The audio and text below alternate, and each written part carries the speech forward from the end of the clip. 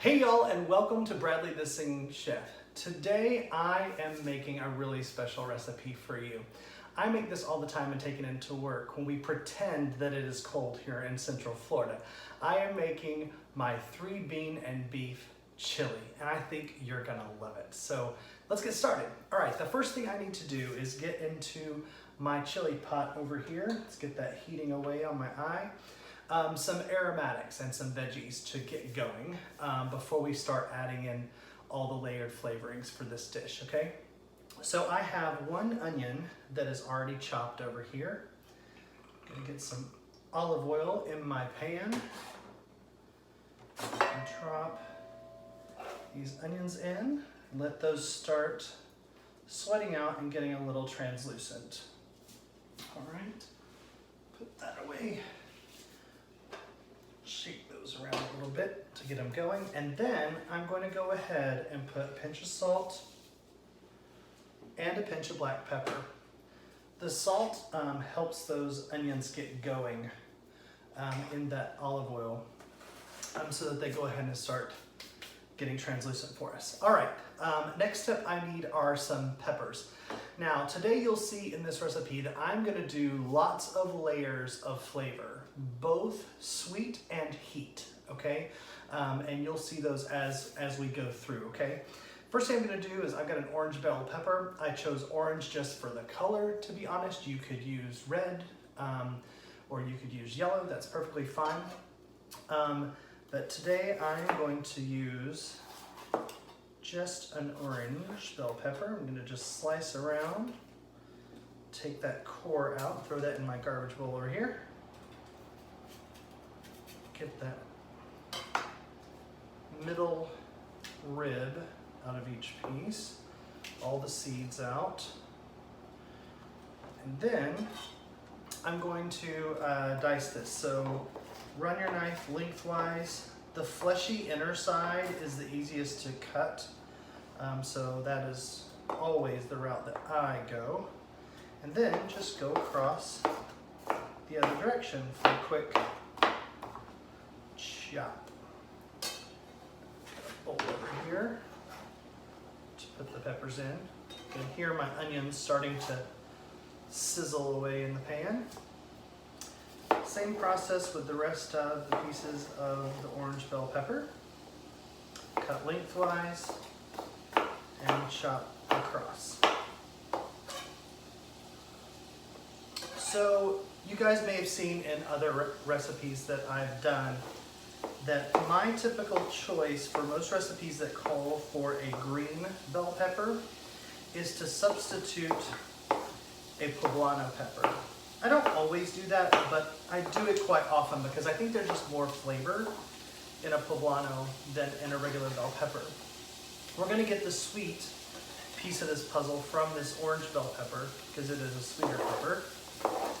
And then I'm gonna take the poblano, which is sort of between the heat level of a sweet green bell pepper and a jalapeno. There's just so much flavor in the poblano and I love it.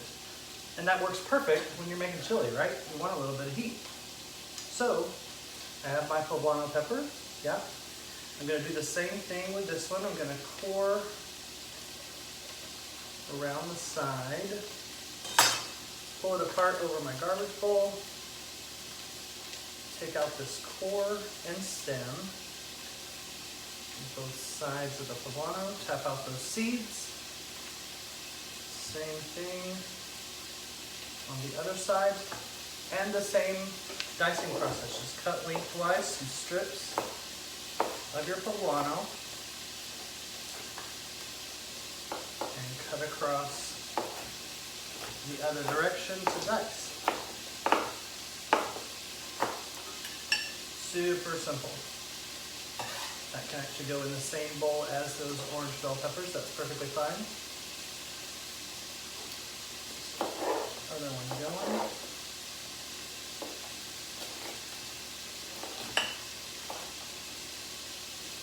Lengthwise and then across. Sound like a broken record with pepper cutting, but I want you guys to get in the kitchen and do this thing, so I'd rather give you the easiest way possible to get your veggies prepped. Learn to be about the same size, because you don't want a giant hunk of pepper in one bite of your chili. All right, my onions are looking great. So, in the pot go the poblano and the orange bell pepper. Stir that into those onions so they can start breaking down too. Alrighty, last piece of heat from the veggie family, I am actually going to use a jalapeno. Now I like a fairly spicy chili. There are going to be several things of spice in this recipe that I'm going to leave up to you. You can choose to add the jalapeno or not. Just slicing around that the same way I did the other pepper. And then I'm taking a small spoon to de-seed this jalapeno. That avoids, first of all, my fingers getting on those seeds and on that rib, which is the hottest part of the jalapeno. And I don't want quite that much kick of all the seeds and ribs that are truly kind of a spice bomb in my chili. So use that spoon to scrape out the seeds and the ribs as much as possible. You might get a little bit on your hands. If you do, that's okay. Just do not touch your eyes or your face, even after you do this little dice. Same process as the other peppers, but I'm going to do really, really thin lengthwise strips, which should enable me to get a really, really small mince, which is far smaller than a dice on these as I cut the other direction. Really, really tiny pieces, because again, just like we didn't want a giant hunk of the other pepper, you certainly do not want a giant piece of jalapeno to hit you. So yeah, just run your knife through. Like I said, I like a pretty spicy chili, so I am actually doing an entire jalapeno. You could do half of one. You could do 0 jalapeno. Spice is not your thing. That is perfectly fine. It will mellow out a little bit in the cooking process, but I want some warmth on these cold Florida days, I know. Insert laugh track. It doesn't really get that cold here, but we like to pretend that it's winter. I put my, I'm gonna pop these in the pot. I put my Christmas decorations up yesterday so that I could pretend that it's wintry here in Florida. Definitely makes the house feel a little bit more cozy, just like a good bowl of this chili. All right, stir those peppers into the mix.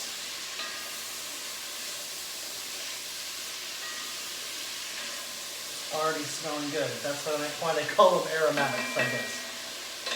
All right, last aromatic that I'm going to put in, I have 3 pretty large cloves of garlic. I'm making a pretty big batch of this chili.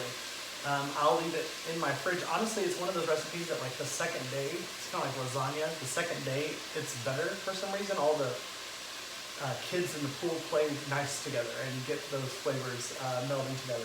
So this is 3 cloves of minced fresh garlic. I'm gonna put that into my bowl.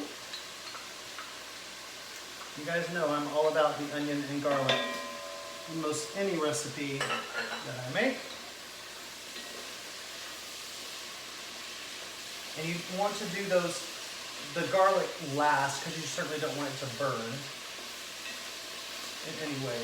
But now that there's kind of some juices being released by those other veggies, you don't run the risk as if you just put the garlic directly into a pan. One more pinch of salt over the veggies to get those peppers some love and some pepper. Alrighty, so let's talk meat. I am actually going to use, for this dish, fairly lean ground beef. I don't really want a ton of fat in this bowl because that's just something that I'm gonna have to like strain out, after the fact. So I have 2 pounds, because I like a meaty chili, 2 pounds of pretty lean beef. I've got 1 pound of sirloin and 1 pound of just lean, only 7% fat beef. And that is gonna go directly in with all of my veggies. 2 pounds, done. Then I'm just gonna take my wooden spoon and break that meat up so that it can get to the size of a crumble that I want it to be, but also so it can get to know all of those aromatics that we put in the pot. Get them all mixed in there.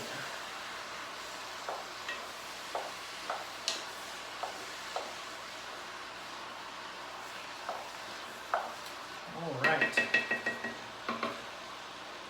We will let that go for quite a while, just until that meat gets pretty much cooked all the way through. Okay, next step I'm going to do, gotta grab a bowl from over here. I'm gonna put together some spices that are typical to most any chili dish. And ratios, I'm gonna give you what I typically start with. But chili is one of those dishes that along the way I am constantly tasting it for flavor to figure out how to balance the heat and the sweet and the salt that I want in my chili, okay?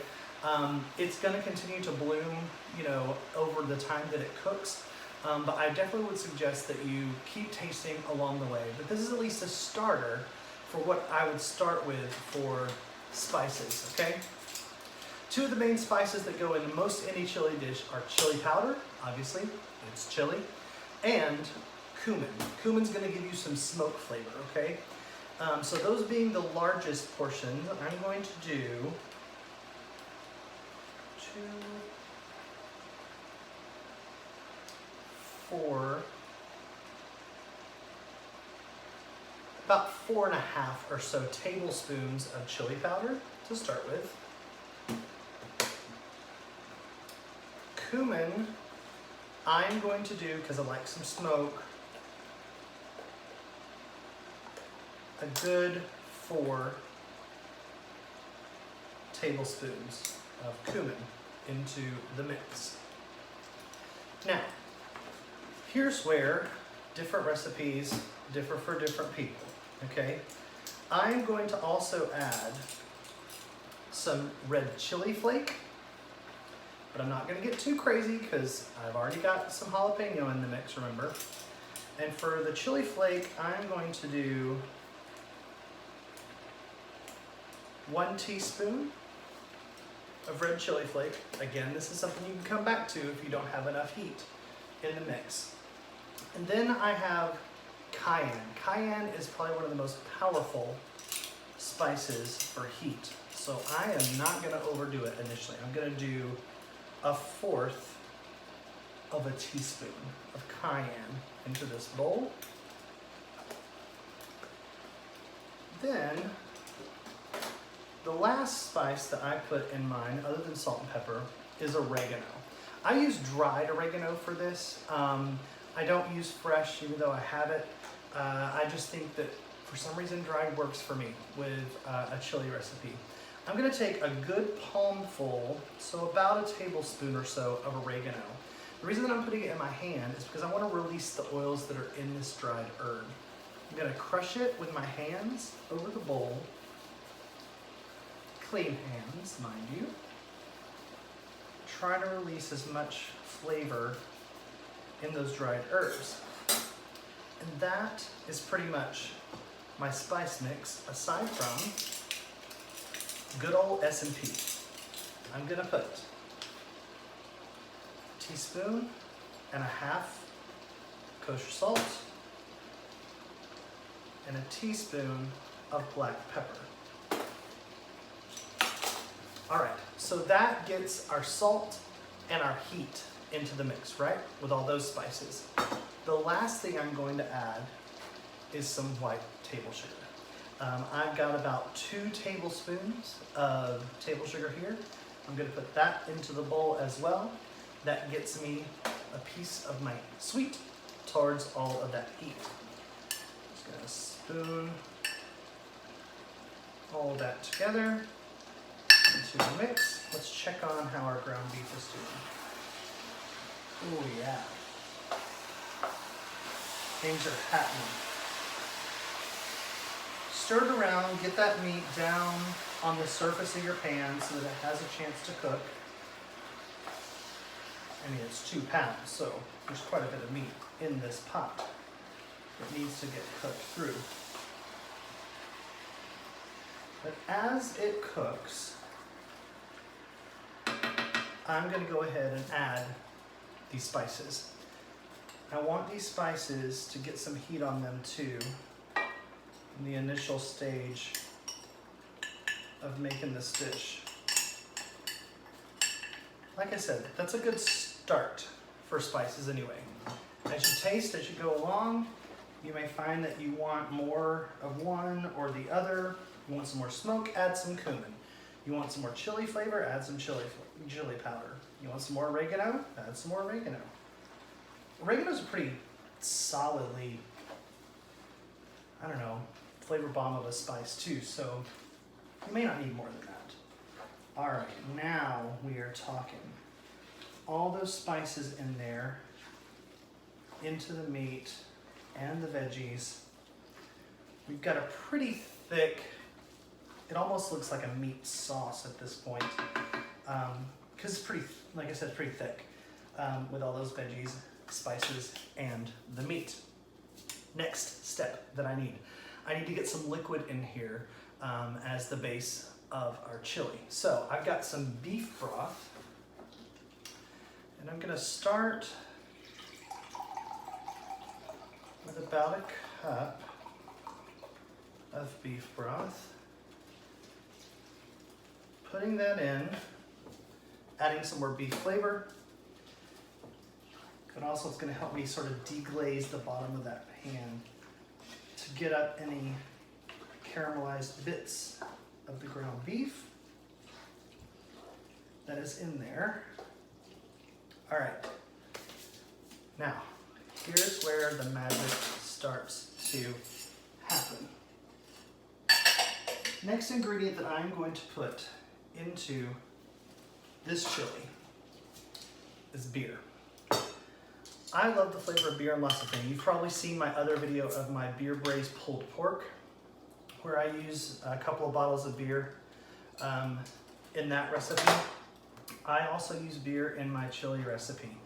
Today I'm actually using a vanilla porter. I think any fairly dark beer is the right flavor. I don't think you want anything that's super light. Anything you have on hand will work, but I think the darker beers like this vanilla porter help with the flavor profile of your chili. So in goes 1 bottle of beer. Could go in the garbage. And I have a second bottle. All of this alcohol is gonna cook out over the time of this cooking. I'm just kind of eyeballing. I may not use this whole bottle. Yeah, that's a lie. I'm using both.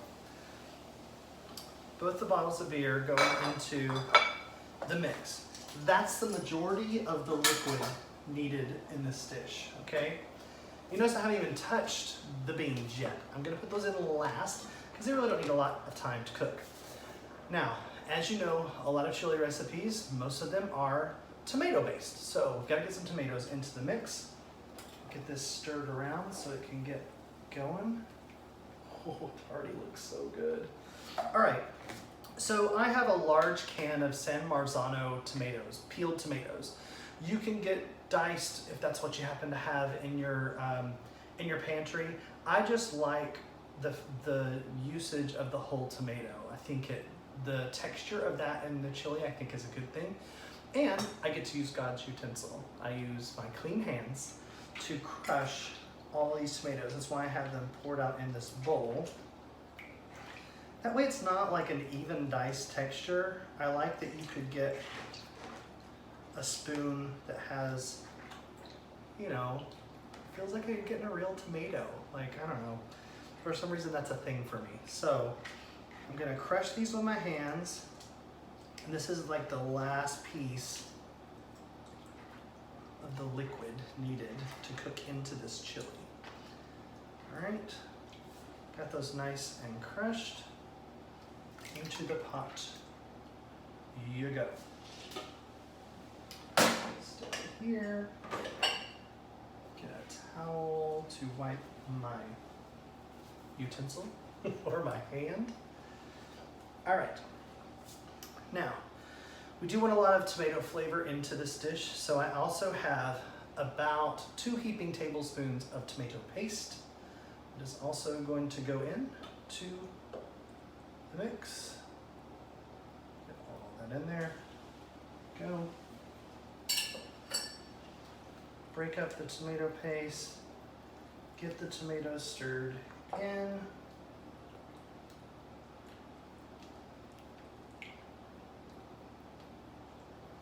Great. Gosh, this looks so good already. All right. Now we're working. Okay. Last piece of sweet going in with my heat. Honey.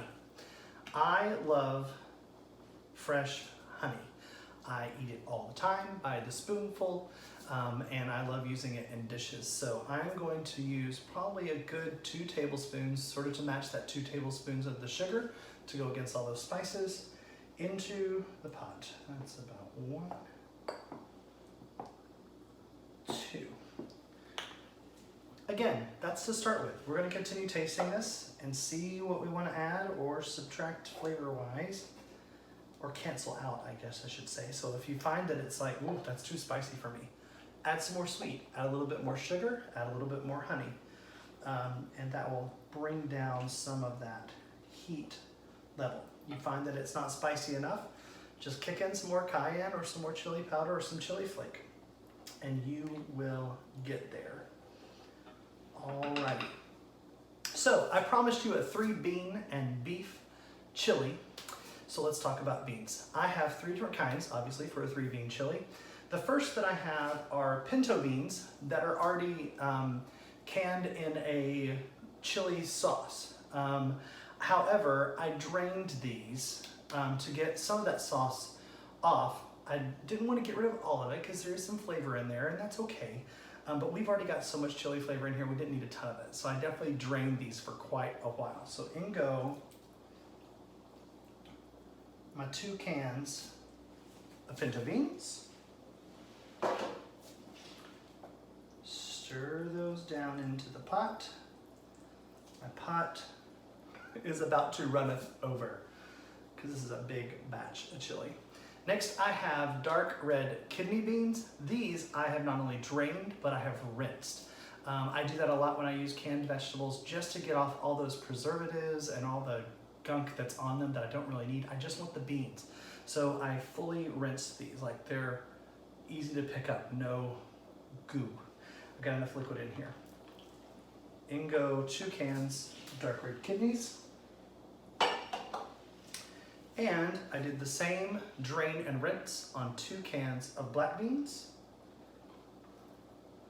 That is the last bean for our pot. Ooh, we're getting full, y'all. Yes, all right. I am going to let these cook down because otherwise this is gonna boil over if I'm honest. There's a lot in this pot because I'm making such a large batch. I'm gonna let this go for a few hours and I'll be back to add the last ingredients.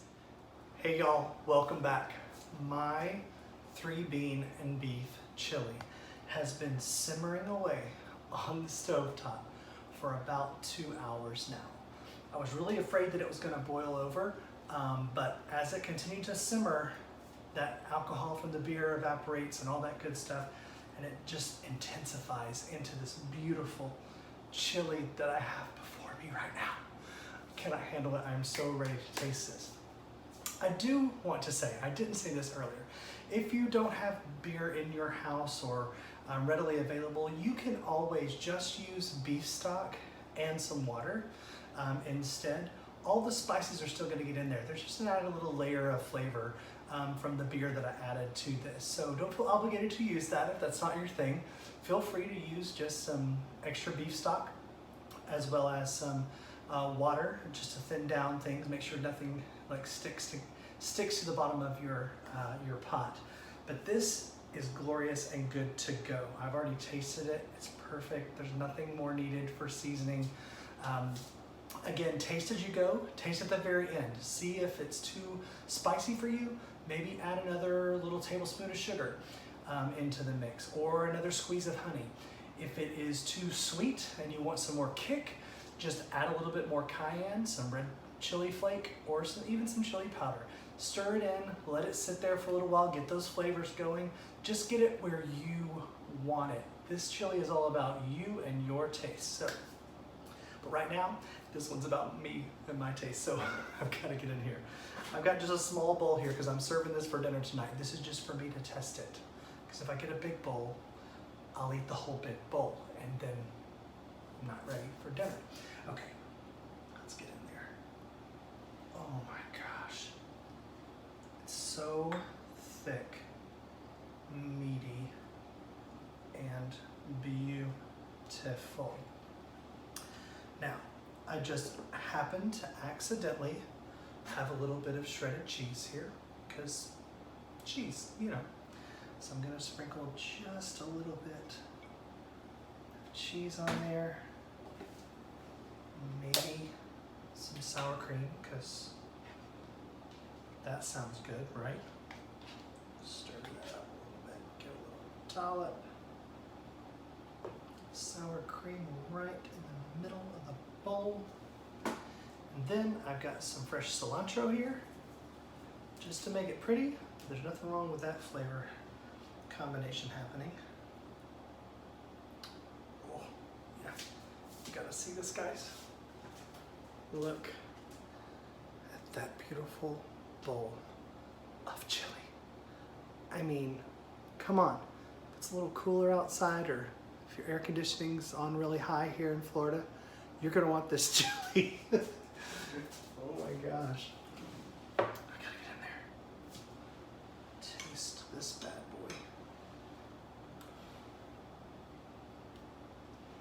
Oh my goodness. I have to have another spoon. I told you if I got a big bowl, I'd eat it all. This is so good. I mean, the only thing I could think to add to it would be a batch of cornbread. But everything is in here. There's a little touch of sweet, just the right punch of heat from all of those spices.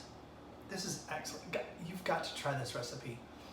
I hope you will try this one for yourself. Thank you so much for joining me on Bradley the Singing Chef.